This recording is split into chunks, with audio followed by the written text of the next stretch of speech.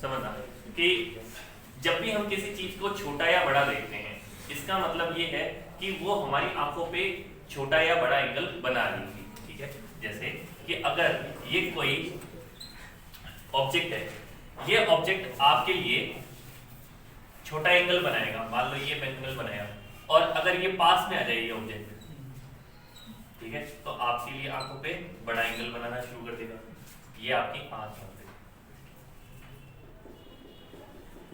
तो एक बार मान लेते हैं छोटा एंगल अल्फा और बड़ा एंगल बीटा। तो अगर अल्फा एंगल बना रहा है तो आपको ऑब्जेक्ट छोटा दिखेगा, और बीटा एंगल बना रहा है तो बड़ा दिखेगा। इन दोनों ही केस में ऑब्जेक्ट की साइज चेंज नहीं, ऑब्जेक्ट तो उसी साइज का है, ऑब्जेक्ट तो अभी भी उसी साइज का है, बस उसका आपकी आंखों से डिस्टेंस का फर्क हो गया। जैसे हाँ, जैसे मान लो ये मार्कर अभी मेरी आंखों के सामने है तो मुझे बड़ा दिख रहा है, लेकिन ये दूर जा रहा है तो मुझे छोटा, अभी आ रहा तो इतना बड़ा दिख रहा है, और जब दूर चला गया तो इतना छोटा। तो ऑब्जेक्ट की साइज चेंज नहीं हुई, मेरे लिए क्या चेंज हुआ, ऑब्जेक्ट का व्यूइंग एंगल चेंज हुआ है। क्या चेंज हुआ, व्यूइंग एंगल, ठीक है ना, देखने का जो एंगल है व्यूइंग एंगल। अब हमको कोई भी चीज लार्जर देखनी, मतलब कि आप छोटी चीज को लार्ज करके देखना चाहते हो, तो हमें क्या करना पड़ेगा, कैसे भी कोई भी तरीका, ठीक है ना, बाई हुक और बाई क्रूक कैसे भी कर लो, और आपको क्या करना है, ये बीटा, ये जो एंगल अल्फा या बीटा, इस एंगल को इंक्रीज करवा लेना है, ठीक है। अब सिंपल सा हमें क्या देखनी है, चीटी देखनी है, ठीक है। अब चीटी को आप एनलार्ज करके देखना चाहते हो तो आप क्या करोगे, अपने आंखों के पास लाके देखो, ठीक है ना। अब हमारे आंखों के पास लाने की एक मिनिमम डिस्टेंस है, मिनिमम डिस्टेंस पे आपको वो क्लियर दिखेगा। वो मिनिमम डिस्टेंस क्लियर देखने के लिए कितनी होती है, 25 सेंटीमीटर। ये तो पढ़ रखा है आपने, ठीक है ना, 10th में था, 10th में भी आई थी तो उसमें भी पढ़ा था। तो ये जो 25 सेंटीमीटर है, इस पे रख लोगे ना तो आपको क्लियर दिखेगी। हालांकि ऐसा नहीं है पास में रखोगे तो क्लियर नहीं दिखेगी, दिखेगी लेकिन क्लियर इमेज नहीं होगी। क्लियर तो कहां होगी, 25 सेंटीमीटर की, ओके। यहां तक तो सब सही था। अब मान लो चीटी को यहाँ 25 सेंटीमीटर पे लेके आ गया, लेकिन अभी भी वो मुझे छोटी ही दिख रही है। अब भी मुझे क्या देखना, और बड़ी करके देखना है, चीटी नहीं देखनी मुझे, तो ऐसे मकोड़ा टाइप देखना, मोटा, ठीक है। तो अब इस केस के लिए मैं क्या करूंगा, मैं एक ऐसी डिवाइस बनाऊंगा जो क्या करे, इसकी बड़ी इमेज मेरी आंखों पे बनाए। बड़ी इमेज बनाएगा मतलब इसकी एक ऐसी इमेज बनाए जो मेरी आंखों पे ज्यादा एंगल सबटेंड करे, ठीक है। तो हम क्या करेंगे, इसके लिए 2-3 तरह की डिवाइस बना रखी है। पहले हम बात करेंगे आपके लिए एक सिंपल माइक्रोस्कोप।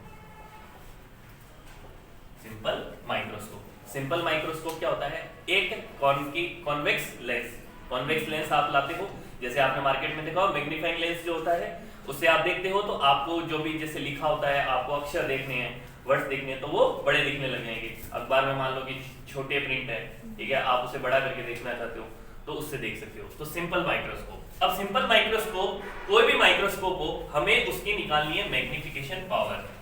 मैग्निफिकेशन पावर, ये मैग्निफिकेशन पावर को आप कैपिटल एम से डिनोट करोगे। इसका मतलब होता है इमेज हाइट अपॉन में object height. Image height upon में ऑब्जेक्ट की हाइट। इमेज की हाइट को आप आई से डिनोट कर सकते हो, ऑब्जेक्ट की हाइट को ओ से डिनोट कर सकते हो। इमेज बड़ी बन गई, ऑब्जेक्ट छोटा बन गया। ऑब्जेक्ट छोटा है, इमेज उसकी बड़ी बना ली, तो आपको बड़ा दिखेगा, इमेज बड़ी बनेगी, तो मैग्निफिकेशन पावर आपको ग्रेटर देन 1 मिल जाएगी ऑटोमेटिकली, ठीक है ना। तो हमको 1 से ज्यादा ही चाहिए होती है, 2, 3, 5, 10, 15 इस तरह से चाहिए होती है।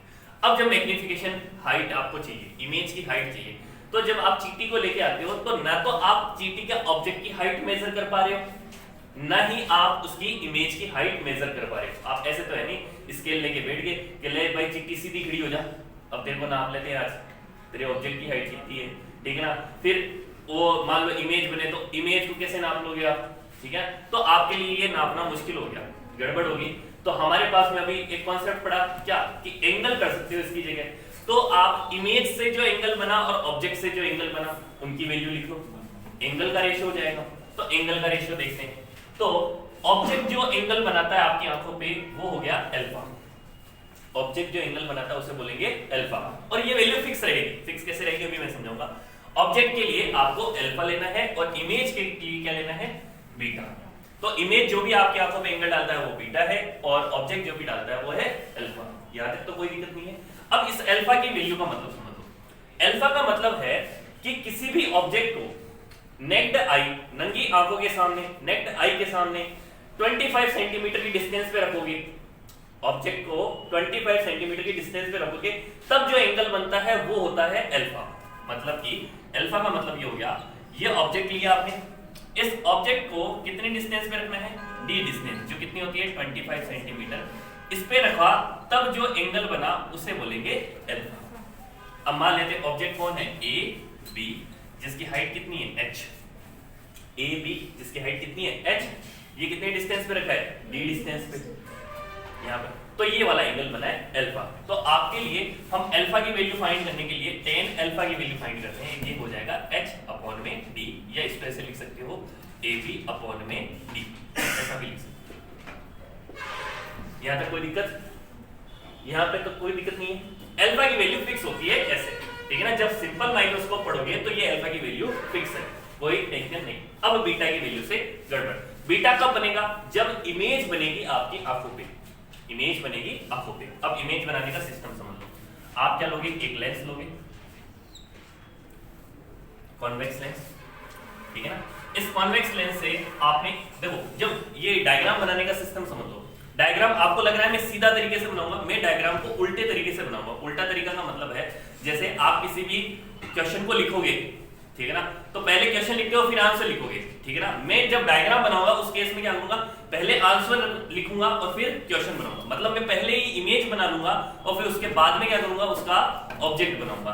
तो पहले ही मैंने इमेज बना ली कि इमेज इतनी बड़ी बनेगी मेरी, ठीक है, इस इमेज से एक रे डालो यहां से, और ये गाइस डायग्राम बनाने का सिस्टम समझो, ठीक है। दूसरी रे क्या करनी है आपको, ऑप्टिकल सेंटर से पार करनी है,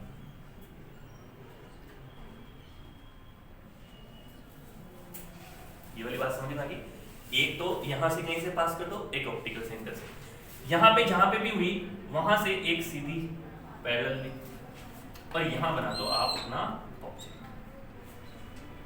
ये है ऑब्जेक्ट ए बी, इस ए बी से एक रे तो गई हेड से पैरेलल, जो कहां चली जाती है, फोकस में, ठीक है ना, और एक रे जाती है आपके ऑप्टिकल सेंटर ओ से।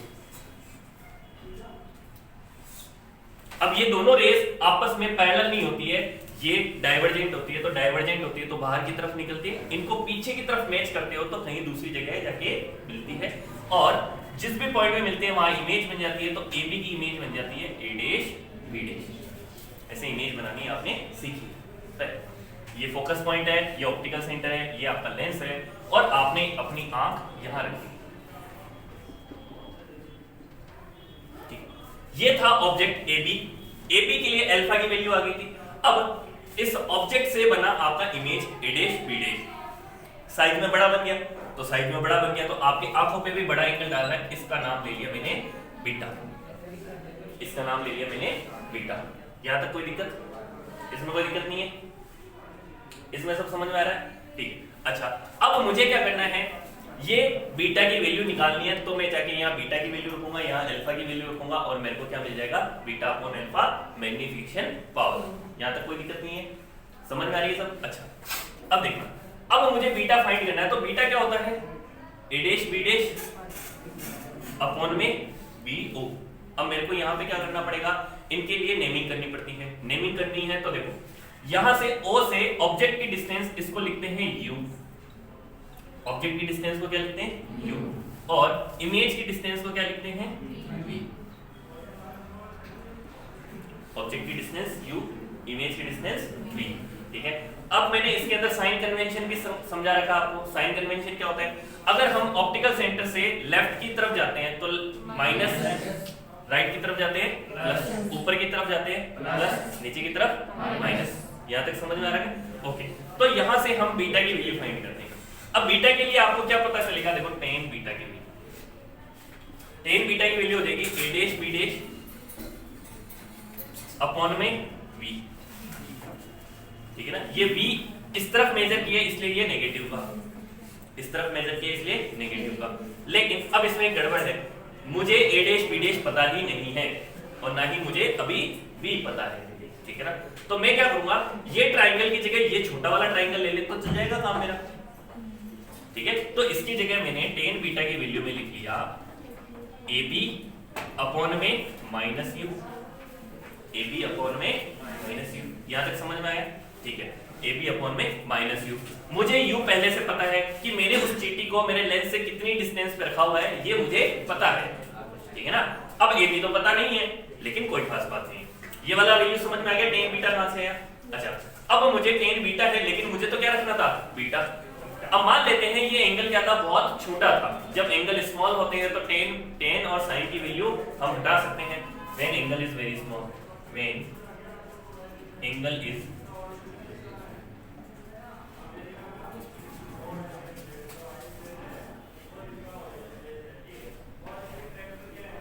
इज वेरी स्मॉल, ये हो जाएगा बीटा ए बी अपॉन में माइनस, ए बी अपॉन में माइनस। मतलब जब एंगल स्मॉल होता है तो टेन थीटा की वैल्यू लिख सकते हो थीटा, तो टेन बीटा को क्या लिख लिया? बीटा। अब सेम ऐसा ही इधर करना है, लेकिन अब देखो इधर भी ये आंख है यहाँ पे, ठीक है, इस आंख से ये डिस्टेंस किधर मेजर हो रही है? लेफ्ट की तरफ। लेफ्ट की तरफ तो डी की वैल्यू क्या लिखनी चाहिए मुझे? माइनस की। तो मैंने यहाँ डी पे भी क्या लगाया? माइनस। तो यहाँ पे alpha equal to A B upon में माइनस का डी। अब मैग्नीफिकेशन पावर निकाली, तो मैग्नीफिकेशन पावर का फॉर्मूला है बीटा अपॉन में अल्फा। बीटा की वैल्यू कितनी है? ए बी अपॉन में माइनस यू अपॉन में ए बी अपॉन में माइनस का डी। ए बी से ए बी कट गया, माइनस से माइनस, बचा क्या? डी अपॉन में यू। तो मैग्नीफिकेशन पावर का जनरल फॉर्मूला है डी अपॉन में यू। यहां तक तो दिक्कत नहीं है? ठीक है, वापस से समझ लो क्या किया मैंने। मेरे को मैग्नीफिकेशन पावर निकालनी है। मैग्नीफिकेशन पावर का मतलब होता है बीटा अपॉन में अल्फा। बीटा है इमेज का एंगल और अल्फा है आपके लिए ऑब्जेक्ट का एंगल। ठीक है ना। इमेज का एंगल और ऑब्जेक्ट का एंगल से, ऑब्जेक्ट का एंगल का पहले ही फिक्स है, आपको नेक डाई के सामने कहां रखना है? डी डिस्टेंस पे ऑब्जेक्ट को रख देना है। तो टेन अल्फा की वैल्यू ए बी अपॉन में डी, डी की वैल्यू नेगेटिव में रखनी होती है, ए बी अपॉन में डी। इसी तरह से आपने अल्फा की वैल्यू ले ली ए बी अपॉन में माइनस का डी। अब जब बीटा की वैल्यू निकालनी थी, बीटा की वैल्यू के लिए आपको क्या करना था? लेंस रखना था आगे, आंखों के आगे। और अब आपने जो इमेज बनाई, तो इमेज जो बनाई, इमेज आपकी आंखों पे एंगल बना रहा है बीटा। तो आप पहले बड़ा वाला ट्राइंगल सोच रहे थे, लेकिन आप छोटा वाला ट्राइंगल भी ले सकते थे। तो छोटे वाले ट्राइंगल को लिया तो ए बी अपॉन में यू। ये यू की वैल्यू आपको पता रहती है, इसलिए मैंने यू वाला फॉर्मूला लिया। तो ए बी अपॉन में माइनस यू, यहाँ पे लिया तो ए बी अपॉन में माइनस यू। बीटा की वैल्यू आ गई। जब बीटा भी आ गया, अल्फा भी आ गया, तो बीटा की वैल्यू भी रख दो, अल्फा की वैल्यू भी रख दो, सारा काम हो गया आपका।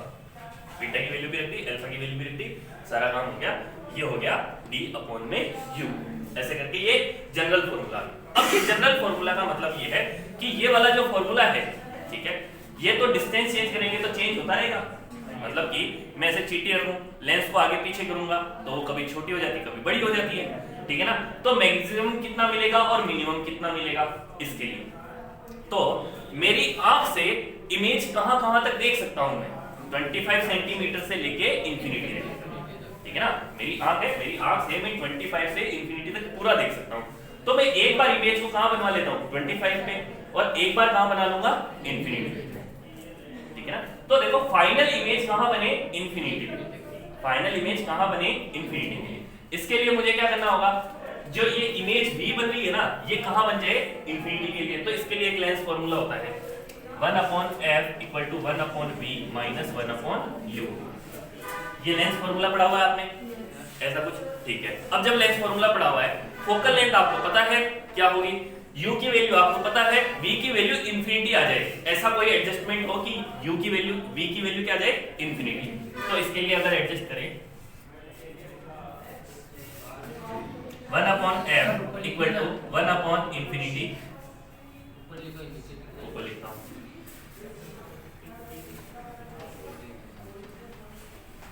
ये वाला काम मिटा दो, इधर से मिटा दो। ठीक है।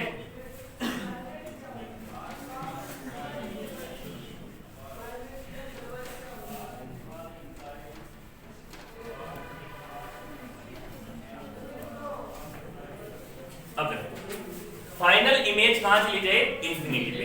इंफिनिटी पे जाने के लिए v की वैल्यू आ जाए इंफिनिटी, तो u की वैल्यू फाइंड करनी है। तो 1/f equal to 1/v minus 1/u, v हो जाए इंफिनिटी, तो 1/f इक्वल टू 1/इंफिनिटी माइनस 1/u, माइनस का u था, ठीक है, ऑटोमेटिकली ये प्लस हुआ और 1/u इक्वल टू 1/f आया और u की वैल्यू आ गई f, u की वैल्यू f। तो अगर आप u की वैल्यू क्या रख दोगे, f, इस फॉर्मूले के अंदर, तो इमेज कहां चली जाएगी, इंफिनिटी पे। तो मैग्निफिकेशन पावर 8 इंफिनिटी, मतलब मैग्निफिकेशन पावर की वैल्यू क्या होगी, तब होगी d अपॉन में f। इसमें m इंफिनिटी लगाया, मतलब ये magnification power 8 infinity. General formula यही है, लेकिन जब आपको डायरेक्टली बोल दे कि इमेज कहां बनी है, इंफिनिटी पे, तो आप क्या लगा दोगे, डायरेक्टली d अपॉन में f। ये तो हुआ पहला, ठीक है। अब जरूरी थोड़ी है कि इंफिनिटी में बने, हो सकता है हम आंखों पे पास में बना ले, आंखों के पास में, कहां पे बना ले, d डिस्टेंस पे बना ले, मतलब दो जगह बना सकते हैं ना, d पे भी बना सकते थे, बीच में भी कहीं बना सकते थे, इंफिनिटी पे भी। तो इंफिनिटी के लिए पोजीशन पता कर ली, अब d के लिए पता करेंगे, समझ में आया। बीच वाली पोजीशन क्यों नहीं पता करें, बीच वाली पोजीशन की अगर हमें कोई वैल्यू पूछता है तो निकालेंगे, वरना नहीं निकालेंगे। तो हमारे लिए तो दो ही केस होते हैं, या तो इंफिनिटी या d। तो d डिस्टेंस के लिए तो फाइनल इमेज कहां बननी चाहिए, d डिस्टेंस, ये फाइनल इमेज कहां बनी, ये u की v की वैल्यू क्या हो जाए, d, ठीक है ना। तो अब की बात देखो, 1/f इक्वल टू 1/-d, इधर ही बननी चाहिए, माइनस का d माइनस माइनस का u, ये प्लस हुआ, ये उधर जाएगा, तो इसको इधर ही भेज देते हैं। तो 1/d इक्वल टू, नहीं आपको तो पता तो ये करना है ना, u की वैल्यू पता है, ठीक है ना। तो 1/u equal to 1/f plus 1/d, ऐसा लिख सकता हूं मैं। अच्छा, तो 1/u इक्वल टू कितना आया, d प्लस f अपॉन में f इंटू d, ठीक है। इस d को इधर भेज देते हैं, तो ये बना d अपॉन u, ये बना इस f का डिवाइड लगा तो 1 प्लस d बाई f। ये d अपॉन u क्या होता है, मैग्निफिकेशन पावर। तो मैग्निफिकेशन पावर 8d डिस्टेंस कितनी हो जाएगी, 1 प्लस d अपॉन में f। तो मैग्निफिकेशन पावर की दो वैल्यू होती है, एक तो कहां होती है, इंफिनिटी के लिए, एक होती है d डिस्टेंस के लिए। मतलब मैग्निफिकेशन पावर की दो वैल्यू, एक तो d डिस्टेंस के लिए, एक इंफिनिटी के लिए। तो इंफिनिटी वाले के लिए होती है d अपॉन f, ठीक है ना। इस कंडीशन को याद रखना है कि जब इंफिनिटी पे इमेज होती है तो ऑब्जेक्ट कहां रखा होता है, फोकस पे। ये मैं अभी बोल रहा हूं, ये 3-4 बार बोलना पड़ेगा मेरे को, ठीक है ना। आगे वाले टॉपिक में 3-4 बार एक ही बात बोलनी पड़ेगी कि जब इमेज कहां है, इंफिनिटी पे, फाइनल इमेज कहां है, इंफिनिटी पे। तो जो जिस भी लेंस से आप देख रहे हो उसके लिए ऑब्जेक्ट कहां रखा होना चाहिए, आपका फोकस पे। ये वाली बात बिल्कुल याद रखोगे, ठीक है। तो ये होगी u की वैल्यू f रख दी, तो d अपॉन f, ठीक है। अब अगर d डिस्टेंस पे बनानी है आपको, तो आप क्या करते हैं, इसमें एडजस्टमेंट करते हैं, तो d अपॉन f प्लस 1, मतलब इसके साथ प्लस 1 कर दो तो d डिस्टेंस किया जाए, ठीक है ना। ये था सिंपल माइक्रोस्कोप। अब सिंपल माइक्रोस्कोप में पहले तो ये पूछेगा इसके काम क्या क्या हैं। इसके काम ये है, आप छोटी चीजों को देखने के काम में लोगे, सिंपल, ठीक है। इसको यूज कौन कौन करता है, घड़ी सुधारने वाला, ठीक है ना, इसको यूज करता है घड़ी सुधारने वाले, ठीक है। इसके अलावा और कौन यूज करते हैं, जैसे बढ़िया की दुकान पे क्या करते हैं, प्रिंट रेट देखने के लिए, गलत आइटम नहीं चला जाए, ठीक है। और भी जैसे हीरे वगैरह जवाहरात वाले जो काम करते हैं वो भी इस चीजों का काम में लेते हैं। अच्छा, अब इसकी मैग्निफिकेशन पावर कितनी आ सकती है, देखो अकॉर्डिंग टू एनसीईआरटी 6 से लेके 11। अब हो सकता है 12 लिखे, इसमें कोई भी कंफ्यूजन मत करना, 6 से लेके 12, 5 भी लाई जा सकती है, लेकिन लगभग 6 से 11, आप लगभग ये समझो 5 गुना से लेके 10 गुना लगभग। और नॉर्मली हम 8 से 10 गुना करते ही करते हैं इससे, जो भी हम ऑब्जेक्ट देख रहे होते हैं इससे। जब भी आप चींटी को देखोगे तो आप चींटी को कितना देख सकते हो, 8 से 10 गुना के बीच में बड़ा देख सकते हो। 1 सेंटीमीटर की चींटी 8 सेंटीमीटर की देख सकते हो। यहाँ तक समझ में आ गया। हालांकि डिपेंड करता है फोकल लेंथ कितनी है इस पे, इसमें कोई दिक्कत नहीं। अच्छा, जब भी ऑब्जेक्ट को रखना है तो कहां रखना पड़ेगा, फोकस और ऑप्टिकल सेंटर के बीच में। ऑब्जेक्ट को कहां रखना है, फोकस और ऑप्टिकल सेंटर के बीच में, तभी कैसी इमेज बनेगी आपके लिए, एनलार्ज और सीधी, डायरेक्ट और एनलार्ज इमेज बनेगी। अगर आपने फोकस के पीछे ले गए तो इमेज कैसी हो जाएगी, रियल इन्वर्टेड, रियल और इन्वर्टेड। अभी आपके बनेगी वर्चुअल और एनलार्ज, वर्चुअल और एनलार्ज। यहां तक सही है, ठीक है ना। तो सिंपल मिरर, सिंपल माइक्रोस्कोप के अंदर ऑब्जेक्ट रखना होता है O और F के बीच में, ऑप्टिकल सेंटर और फोकस के बीच में, ठीक है ना। जहां पे भी रखेंगे आपको एनलार्ज और वर्चुअल इमेज मिल जाएगी, ठीक है। तीसरा, इससे जो इमेज बनेगी वो दो जगह तक के लिए हमारे पास फॉर्मूले डिराइव बने हैं, एक तो डी डिस्टेंस के लिए, एक इंफिनिटी के लिए। जब डी डिस्टेंस के लिए करेंगे तो कितना आएगा 1 + d/f, इंफिनिटी के लिए करेंगे तो d/f। जब भी फाइनल इमेज इंफिनिटी पे होती है तो ऑब्जेक्ट कहां रखा होता है, फोकस पे। ये वाली बातें समझ में आ गई, ठीक है। यूज कौन करते हैं, समझ में आ गया। यूज कहां करना है, इंफिनिटी, और 6 से 11 तक हो सकती है। लेकिन अब गड़बड़ ये होगी, हमको तो चीटी और बड़ी देखनी है, ठीक है ना, और बड़ी देखनी है। मतलब हम तो चाहते हैं कि वो मकोड़ी नहीं दिखे, मकोड़ा दिखे, और भी मोटा ताजा दिखे, ठीक है ना।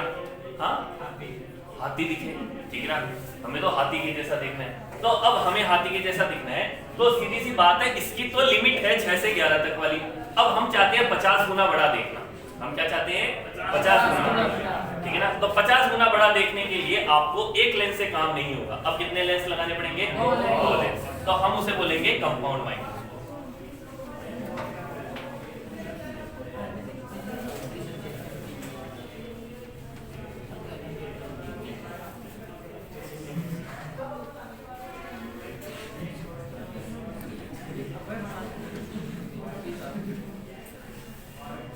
तो कंपाउंड माइक्रोस्कोप में 2 लेंस होंगे। पहला लेंस होगा इधर,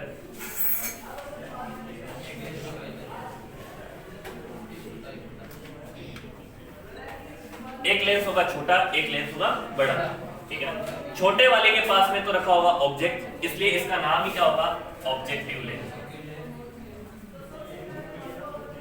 और बड़े वाले के पास में आप क्या रखोगे, आई, तो यहां नाम होगा आईपीस, ठीक है। बड़े वाले का नाम आईपीस।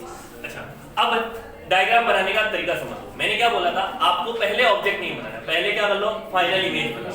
तो मैं मान लेता हूं फाइनल इमेज यहां कहीं बन गई, ये लो बड़ी वाली, ठीक है। इस फाइनल इमेज से क्या करो, 2 लाइन बना दो, एक तो यहां तक के लिए, एक बार यहां तक के लिए, ठीक है ना। तो मैं इसके लिए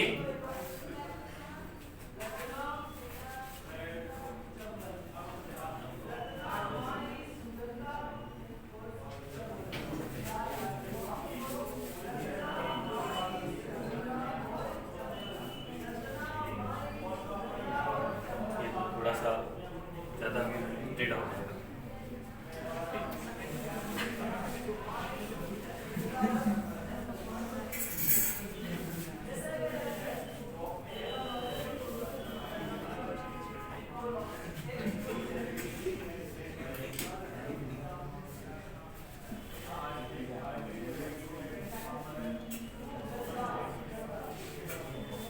लाइन सीधी नहीं है, लेकिन आप मान लेना सीधी है।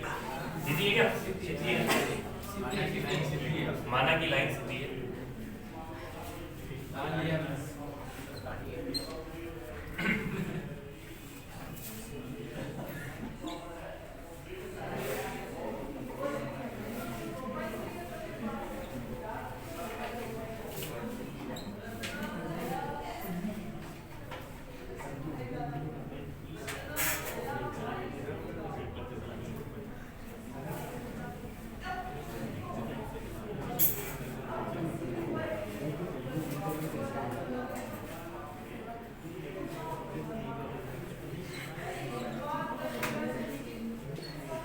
अब इधर देखो, ये मैंने लिया ऑब्जेक्ट AB, इसको ऑब्जेक्टिव लेंस के आगे रखा है, इस डिस्टेंस को बोलते हैं U, लेकिन ये ऑब्जेक्टिव से है इसलिए इसे बोलेंगे UO।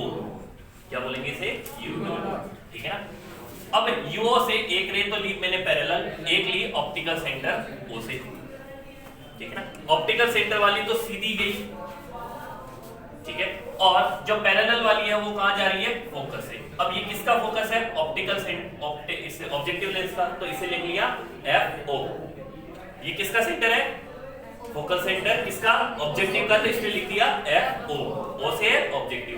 यहां से इसका जो भी इमेज बना, यहां से जो भी इसका इमेज बना, तो कैसा बना, ये तो छोटा था और ये बन गया बड़ा, ठीक है ना। ये AB था और ये बन गया A' बी डैश। तो यहां से इसकी डिस्टेंस हो गई v, इमेज की डिस्टेंस को क्या लेते हैं v, और ये ऑब्जेक्टिव की डिस्टेंस है तो ये vo, यहां तक समझ में आ गया? अच्छा, uo vo, ये दो वैल्यू समझ में आ गई, uo v। अब देखो ये वाला जो इसकी वजह से, फर्स्ट वाले लेंस की वजह से जो इमेज बना है वो सेकंड वाले के लिए ऑब्जेक्ट की तरह बिहेव करेगा। फर्स्ट का इमेज, सेकंड का ऑब्जेक्ट, ठीक है ना। अब यहां पे तो आपको लगाना है वही काम जो आपने जस्ट पहले पढ़ा, सिंपल माइक्रोस्कोप, ठीक है ना। ये वाला काम तो क्या था, अलग से था, इसके आगे जो काम करना है वो सिंपल माइक्रोस्कोप। तो सिंपल माइक्रोस्कोप में मैंने ऐसा ही डायग्राम बनाया था, बस वो उल्टा बनाया था, इन्वर्टेड था इसके लिए, ठीक है ना। तो सिंपल माइक्रोस्कोप कैसे काम करता है, ऑब्जेक्ट कहां होना चाहिए, ऑप्टिकल सेंटर और फोकस के बीच में। तो फोकस कहां होगा, इसके पीछे कहीं होगा, तो इसका फोकस मान लेते हैं यहाँ है एफ ई। ई क्यों लगाया, फोकस ऑफ आईपीस, ठीक है ना। तो ये यहां से जो भी डिस्टेंस होगी इसकी वो क्या हो जाएगी, यू ई, यहां से जो डिस्टेंस हो गई वो यू ई, मतलब इसके लिए ऑब्जेक्ट कौन है, ये वाली इमेज, तो इसका ऑब्जेक्ट की डिस्टेंस होगी यू ई। अब यहां से आपने जैसे इससे रे ली, देखो एक तो ली पैरेलल रे जो जाती है फोकस पे, तो ये हो गया एफ ई पॉइंट, और एक गई ऑप्टिकल सेंटर ओ डैश से। मैंने यहां ओ लिया था तो इसलिए यहां ले लिया ओ डैश, ठीक है ना। यहां से गई सीधी पास हो गई, ये दोनों मैच नहीं करेगी तो पीछे की तरफ मैच करवाई, तो यहां बन गई मेरी इमेज। इमेज कैसी बन रही, एनलार्ज, ठीक है, और वर्चुअल, डॉट बना के डॉटेड है लाइन, तो वर्चुअल। अब यहां से जो ये ए डैश बी डैश से क्या बनी है, A double dash B double dash, यहां तक सही है, ओके, कोई कंफ्यूजन नहीं है। पहले रखा ऑब्जेक्ट, ऑब्जेक्ट रखा यूओ पे, यूओ से बना वीओ पे। अब ये इसके लिए क्या है, यूई, तो इसके लिए अब जो इमेज बनी है वो इमेज की डिस्टेंस क्या होगी, वीई, तो वीई कौन सी हो जाएगी, ये वाली डिस्टेंस, तो VE. UO VO UE VE, यहां तक कोई दिक्कत की बात है, कोई दिक्कत की बात नहीं। अच्छा, अब अगर आपके आंखों पे एंगल बनेगा तो कौन सा एंगल बनेगा, ये वाला, क्योंकि आपकी आंख यहां रखी हुई है, तो यहां एंगल बना ये बीटा, यहां एंगल बन गया बीटा। अब देखो इसके फॉर्मूले प्रूव करने के दो तरीके हैं, एक तो जो एनसीईआरटी में देगा वो सिंपलेस्ट मेथड है, ठीक है ना। एनसीईआरटी वाला प्रो तो बहुत बढ़िया है, ठीक है ना, सिंपल वाला मेथड है। मैंने आपको करवाया था क्लास के अंदर, तब मैंने लॉन्ग मेथड करवाया था, ठीक है ना। लॉन्ग मेथड और सिंपल मेथड दोनों आने चाहिए। अब है क्या गड़बड़ कि जब हम रास्टर कोड की बुक देखें पुरानी वाली, उसमें तो क्या है, लॉन्ग मेथड दे रखा है सारा, ठीक है ना, और जो एनसीईआरटी है उसके अंदर क्या है, सिंपल वाला मेथड, ठीक है ना। तो पहले लॉन्ग वाले मेथड से बात करते हैं, ठीक है ना। लॉन्ग वाले मेथड में हमारे लिए मैग्निफिकेशन पावर का मतलब होता है बीटा अपॉन में अल्फा, बीटा अपॉन में अल्फा, ठीक है। अच्छा, अब अल्फा की वैल्यू तो फिक्स है, अल्फा की वैल्यू तो क्या है, ए बी अपॉन में माइनस का डी, वो वैल्यू तो फिक्स है। तो m की वैल्यू ए बी अपॉन में, अच्छा इस बीटा की वैल्यू चाहिए। अब बीटा क्या होता है, बीटा या तो ये पूरा वाला ट्राइंगल लो या ये इसके वाला ट्राइंगल ले लो, ठीक है ना। तो क्या लिखेंगे, ए डैश बी डैश अपॉन में ए डैश बी डैश अपॉन में यूई, ठीक है ना। अब देखो दोनों ही नेगेटिव साइड में मेजर हो रहे हैं, ये भी नीचे ये भी नहीं, यहां तक समझ में आ रहा है, ठीक है ना। तो ये हुआ माइनस का ए डैश बी डैश अपॉन में माइनस का यूई, यहां तक समझ में आ गया आपको। माइनस माइनस तो इसका तो कट जाएगा, यहां तक कोई दिक्कत नहीं। इस माइनस एक माइनस को तो बाहर निकाल दिया मैंने, जो माइनस था इसको तो बाहर लिख दिया, ए डैश बी डैश अपॉन में ए बी, इसको अलग कर दिया, और ये हो जाएगा डी अपॉन में यूई, यहां तक समझ में आया। जो मैं मेथड बता रहा हूं वो किस में लिखा हुआ है, रास्टर बोर्ड वाला बता रहा हूं मैं भी, ठीक है ना। ओके, एनसीईआरटी वाला थोड़ा सा ही होगा, A dash B dash upon में A B multiply D upon में यूई, यहां तक कोई दिक्कत नहीं है। अच्छा, अब ए डैश बी डैश क्या है, इमेज किसकी, लेंस 1 की, लेंस 1 की इमेज। अच्छा, और ए बी क्या है, ऑब्जेक्ट, इसके लिए लेंस ऑब्जेक्टिव वाले के लिए, ठीक है ना। ये क्या हुई, इसकी मैग्निफिकेशन पावर हुई कि नहीं हुई, इसकी इमेज अपॉन में इसका ऑब्जेक्ट, इसकी मैग्निफिकेशन पावर है। तो मैग्निफिकेशन पावर का फॉर्मूला पहले से फिक्स होता है, कितना होता है, m equal to v upon में u, m equal to v upon में u, ये वाला फॉर्मूला पहले से फिक्स होता है। तो a dash b dash upon में ab, इसकी वैल्यू को क्या लिख सकते हैं, v अपॉन में u। अच्छा, इसके लिए v क्या है, vo, इसके लिए u क्या है, uo, तो मैंने इसे लिख लिया vo अपॉन में uo मल्टीप्लाइड d अपॉन में ue नेगेटिव कैपिटल है। ये मिल गया आपको फॉर्मूला, फॉर्मूला प्रूव हो गया। सिंपल है, देखो 3 ही स्टेप में किया है ये काम, हालांकि है तो उधर भी 3 ही स्टेप का, लेकिन ये वाले में थोड़ा सा आपको बीटा अल्फा का ध्यान रखना होता है, ठीक है ना। उस वाले में बीटा अल्फा का कोई ध्यान नहीं रखना होता है। ये वाली वैल्यू समझ में आ गई कैसे। अब यही फॉर्मूला में एनसीईआरटी वाले में समझा रहा हूं कि कैसे होगा था। एनसीईआरटी वालों में क्या किया कि मैग्निफिकेशन पावर का मतलब क्या होता है, देखो अब सिंपल कॉन्सेप्ट समझो। ये वाला लेंस किसी इमेज को, ये वाला लेंस किसी इमेज को 5 गुना बड़ा बनाता है। कितने गुना बढ़ा रहा है, 5। और वो वाला इसको कर रहा है 6 गुना बड़ा। कितने गुना, 6 गुना। तो देखो इसने 1 सेंटीमीटर की चीज को कितना बना दिया, 5 सेंटीमीटर, ठीक है ना। तो वो क्या करेगा, 6 गुना, तो 5 सेंटीमीटर को कितने गुना करेगा वो, 6 गुना, तो कितना हो जाएगा, 30। तो 1 सेंटीमीटर वाली चीज कितनी होगी, 30 सेंटीमीटर। तो मैग्निफिकेशन पावर कितनी हुई, 30।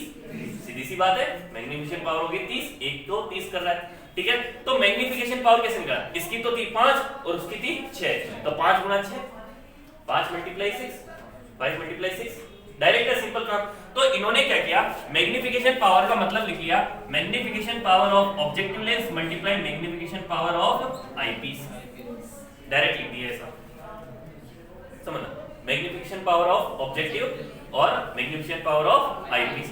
अच्छा, अब आईपीस पे तो हम वही काम ले रहे हैं जो क्या कर रहे थे पहले सिंपल माइक्रोस्कोप के अंदर काम कर रहे थे। आईपीस में तो वही काम करवाने हैं ना जो कहां किया, सिंपल में किया था अभी जस्ट पहले। तो इसका फॉर्मूला तो फिक्स है, d अपॉन में ue, अभी जस्ट पहले प्रूव किया था। अच्छा, magnification power of objective lens, इस ऑब्जेक्टिव लेंस का मैग्निफिकेशन पावर vo अपॉन में uo, तो ये हो गया माइनस vo अपॉन में u। अच्छा, माइनस क्यों आ रहा है, माइनस जब मैंने आपको मैग्निफिकेशन पावर पढ़ाए थे तो मैंने बोला था माइनस तभी आता है जब इमेज कैसी बन जाए, उल्टी। माइनस ये शो करता है कि इमेज सीधी है या उल्टी है। अगर माइनस दिख रहा है इसका मतलब क्या है, इमेज उल्टी बनेगी। माइनस दिख रहा है मतलब इमेज उल्टी बनेगी, और अगर माइनस नहीं दिख रहा मतलब इमेज सीधी बनेगी, ठीक है ना। इस वाले में ME, इस वाले में इमेज सीधी ही बन रही थी, जस्ट पहले वाला जो काम किया था उसमें इमेज कैसी बन रही थी, सीधी। लेकिन इस वाले में कैसी बन रही है, देखो ये वाला तो सीधा रखा है और फाइनल इमेज कैसी आ रही है, उल्टी, ठीक है ना, तो उल्टी आती है। तो यहाँ पे तो डायरेक्ट ही आ जाता है vo upon uo, d upon में ue, उसने तो यही स्टेप कर रखी होगी। एनसीईआरटी है किसी के हाथ में, एनसीईआरटी में देखो ये ऐसे ही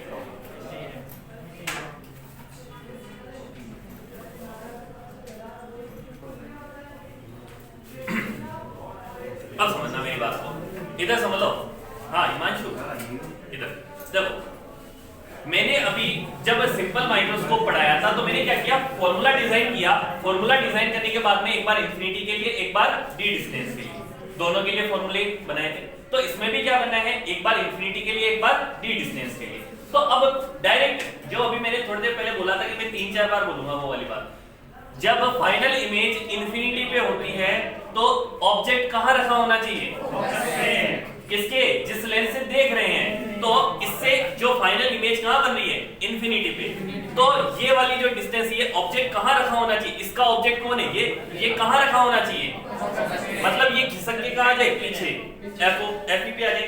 तो मतलब कि इसके लिए ये जो UE की वैल्यू है वो किसके इक्वल हो जानी चाहिए, FE के। तो अब ये जो फॉर्मूला है ये वाला, ठीक है ना, इसमें अगर इंफिनिटी के लिए बनाना है तो m इंफिनिटी की वैल्यू कितनी हो जाएगी मेरे लिए, minus vo upon uo d upon में FE। FE क्या है, फोकल लेंथ ऑफ आईपीस। यहां तक समझ में आई, ये तो डायरेक्ट बन गया। अच्छा, अब जब सिंपल में किया था, सिंपल में क्या किया था, जो इंफिनिटी पे बन रहा था उसमें +1 कर दिया तो कहां के लिए आ गया, डी डिस्टेंस के लिए, तो डायरेक्ट इसमें क्या कर दिया, m8 डी डिस्टेंस के लिए क्या कर दिया, माइनस का VO upon UO 1 plus D upon में A, ठीक है ना। ध्यान रखना एनसीईआरटी में नहीं समझा रखा, क्यों किया ऐसा, एनसीईआरटी में समझा ही नहीं रखा, तो अपने क्या टेंशन है। हालांकि राजस्थान बोर्ड वाली में तो इन्होंने पूरी कैलकुलेशन निकाल के किया हुआ है काम, मतलब जो कैलकुलेशन पहले करी थी ना वैसी की वैसी कैलकुलेशन वापस कर दो और काम हो जाएगा। यहां तक सही है, ठीक है ना। तो अपने को याद क्या रखना है, D अपॉन में F 1 plus D by F, ठीक है, ओके।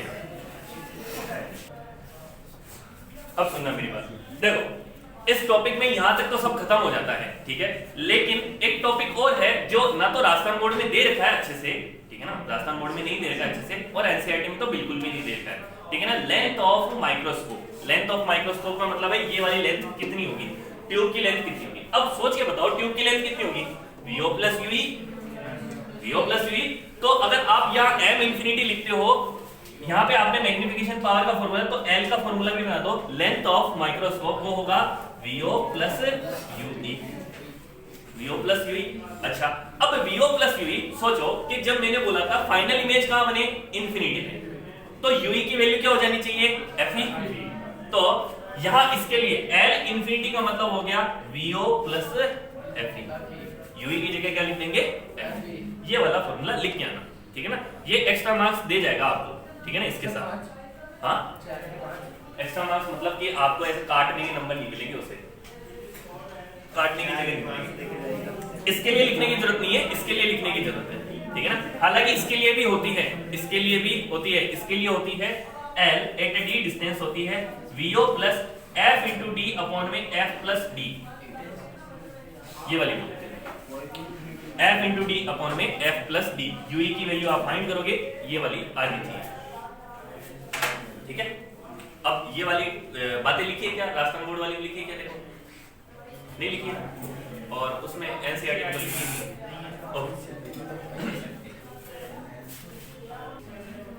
रेनबो कल समझा देते हैं, ठीक है ना। अभी प्रिज्म से डेविएशन,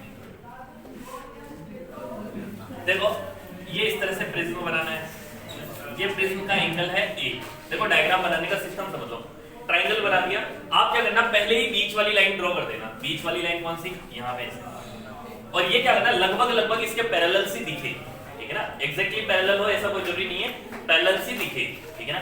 एक रे को इस तरफ कर देना, एक रे को नीचे कर देना, ठीक है ना। ये हो गई इंसिडेंट रे, ये अंदर की, और ये इमर्जेंट रे, इंसिडेंट रे, इमर्जेंट रे, ठीक है ना।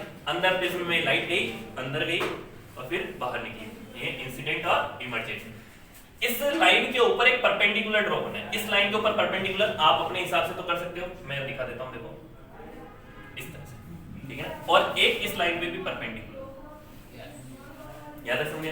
अच्छा, परपेंडिकुलर से ये वाला जो एंगल बना, ये बना है I1, ठीक है ना, ये वाला होगा R1, I1 R1, ठीक है ना। यहां पे होगा R2 और यहां होगा I2, ठीक है ना, किसी बुक में इसको E ले रखा होगा, ठीक है, I2, I1 I2 R1 R2, ठीक है ना। अब मान लो ये तो प्रिज्म बीच में आ गया, प्रिज्म बीच में ना होता तो क्या होता, ये रे सीधी जा रही होती है ऐसे, ये रे तो कहां जा रही होती, सीधी, लेकिन अब कैसे जा रही है, ऐसे टेढ़ी, तो इसको पीछे की तरफ एक्सटेंड करेगा।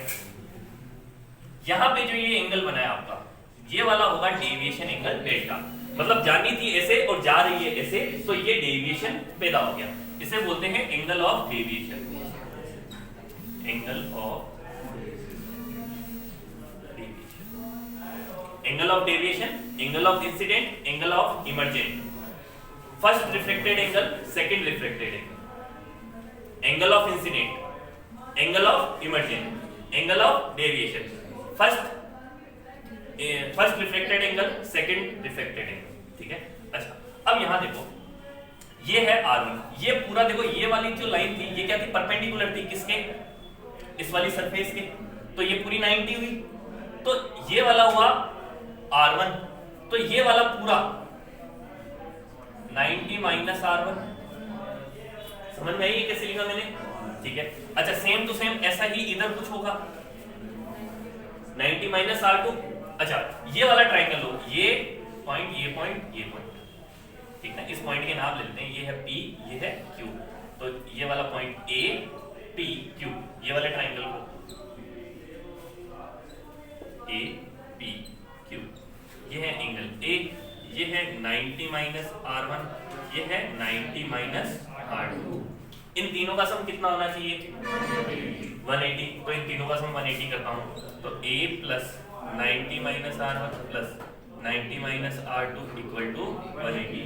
180 तो 90 90 से कट हो गया, और ये A इक्वल टू बना R1 प्लस R2। एक इक्वेशन तो ये है, A equal to R1 plus R2, R1 और R2 का सम 1 होता है। यहाँ तक कोई दिक्कत नहीं है? ओके। अच्छा, अब देखो ये वाला एंगल I है, तो ये वाला पूरा भी एंगल I ही होगा। देखो वर्टिकली अपोजिट एंगल, ठीक है ना। अच्छा, ये वाला एंगल I है पूरा, तो ये वाला R है, ये वाला कितना बचा? I1 माइनस R1, ठीक है ना। अब मैं इस ट्राइंगल को ही बाहर निकाल देता हूं, तो इस ट्राइंगल को बाहर निकाला तो इस तरह से कुछ है। ये वाला है I1 माइनस R1, ये वाला हो जाएगा I2 माइनस R2। ये है external delta. External angle equal to sum of two internal angles, ठीक है ना। इन दोनों का सम इसके इक्वल हो जाएगा। तो ऐसा करते हैं, तो delta equal to I1 minus R1 plus I2 minus R2। Hello,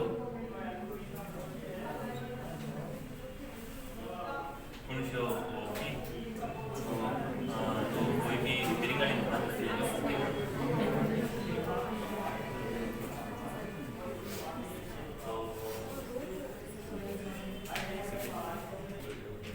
हाँ।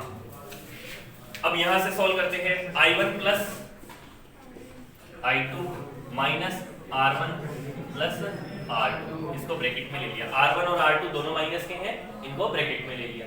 अच्छा, R1 प्लस R2 कितना होता है? A, तो इसकी जगह A लिख लिया, और ये नेगेटिव का था तो इधर ले लिया। तो A प्लस में delta equal to I1 plus I2, ये इक्वेशन नंबर 2। यही पूछ रहे थे दो इक्वेशन बनाना कैसे। एक तो इक्वेशन ये, ओके। और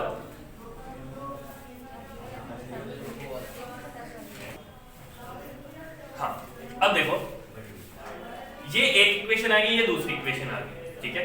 अब हम क्या करते हैं, अगर हमने I1 और I2 को चेंज किया, मतलब I1 को चेंज करता जाऊं, तो I2 भी चेंज होगा ऑटोमेटिकली। I1 चेंज किया तो ऑटोमेटिकली I2 भी चेंज होगा। ये वैल्यू तो फिक्स है, ए की वैल्यू तो फिक्स है, तो ये जो डेविएशन एंगल है ये भी अलग अलग होने लग जाएगा। I1 को चेंज करने से डेविएशन एंगल अलग हो रहा है, ठीक है ना। I2 को भी, मतलब I1 को चेंज करने से I2 भी चेंज हो रहा है और डेविएशन एंगल भी अलग हो रहा है। तो मैं डेविएशन एंगल और इंसिडेंट एंगल के बीच का एक ग्राफ बनाऊंगा। तो डेविएशन एंगल तो ऊपर ले लिया यहाँ पे, डेविएशन एंगल, और इंसिडेंट एंगल I की वैल्यू यहाँ x एक्सिस पे ले ली। इनमें ग्राफ बनाएंगे, तो ये ग्राफ कुछ इस तरह से आएगा, ये ग्राफ कुछ इस तरह से आएगा, ठीक है ना। एनसीईआरटी में ऐसे दे रखा है, ठीक है।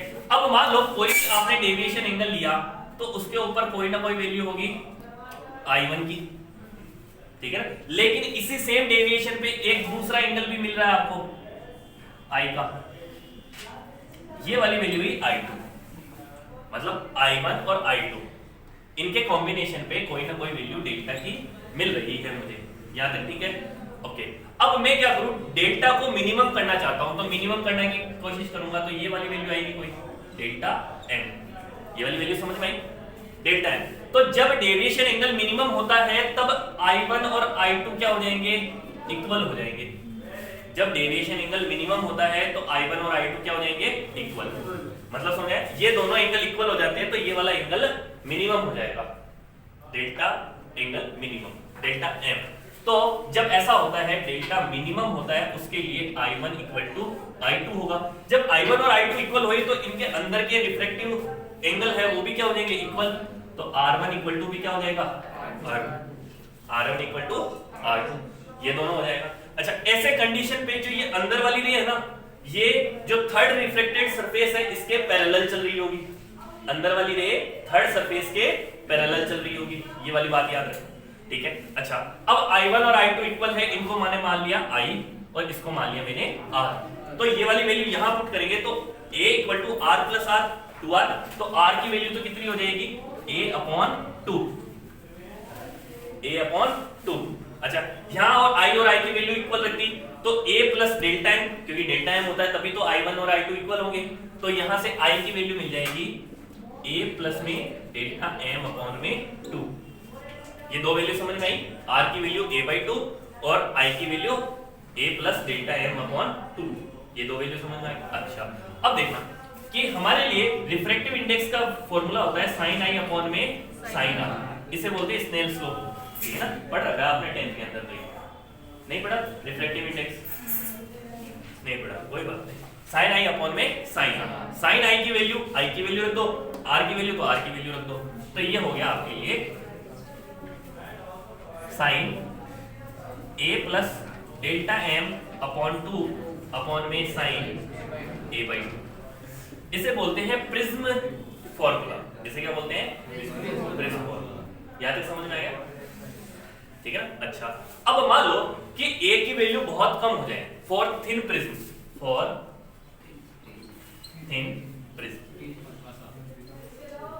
ठीक है ना, a की वैल्यू क्या हो जाएगी मिनिमम, a की वैल्यू मिनिमम हो जाए तो a बहुत पतला हो गया, देखो ये प्रिज्म बहुत पतला हो गया, बहुत पतला होते ही क्या होगा, ये जो a की वैल्यू है, ठीक है ना, ये इतनी कम हो गई कि ये जो अब अंदर की पूरी वैल्यू क्या हो जाएगी, बहुत कम, अंदर की पूरी वैल्यू क्या होगी, बहुत कम।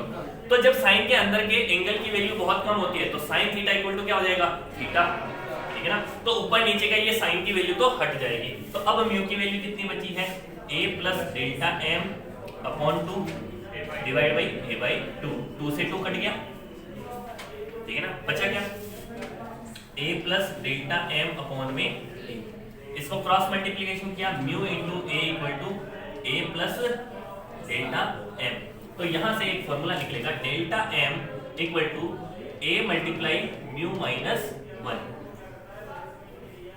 ये है angle of minimum deviation angle जब फॉर थिन प्रिज्म के लिए, ठीक है ना, mu minus 1, a into mu minus 1, याद है? सही, ओके।